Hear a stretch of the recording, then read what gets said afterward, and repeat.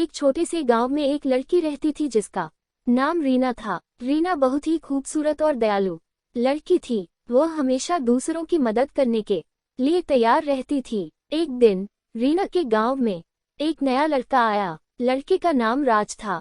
राज बहुत ही अच्छा लड़का था। वह भी दूसरों की मदद करने के लिए तैयार रहता था। रीना और राज जल्द ही एक दूसरे के करीब आ गए। उन्हें एक दूसरे में बहुत कुछ अच्छा लगा। वे एक दूसरे के साथ बहुत खुश थे। वे एक दूसरे के साथ समय बिताना पसंद करते थे। वे एक दूसरे के साथ हंसते थे, रोते थे और एक दूसरे को सहारा देते थे। लेकिन एक दिन राज के परिवार को दूसरे शहर जाना पड़ा।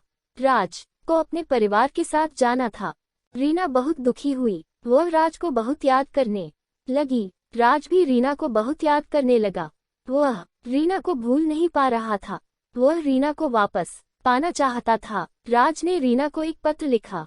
उसने रीना को बताया कि वह उसे बहुत प्यार करता है। उसने रीना से कहा कि वह उसे वापस पाना चाहता है। रीना को राज का पत्र मिला। वह राज के पत्र को पढ़कर बहुत खुश हुई। वह राज से मिलने के लिए बहुत उत्सुक थी।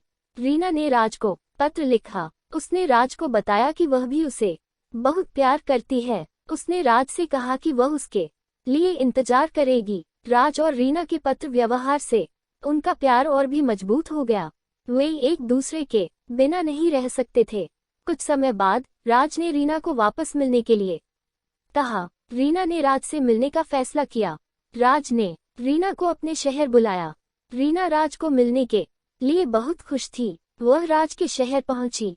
राज और रीना ने एक दूसरे को देखा तो उनकी आंखों में आंसू आ गए। वे एक दूसरे को बहुत याद कर रहे थे। राज और रीना ने एक दूसरे को गले लगाया। वे एक दूसरे से बहुत प्यार करते थे। राज और रीना ने शादी कर ली। वे एक दूसरे के साथ बहुत खुश थे। वे एक दूसरे के लिए सब कुछ थे।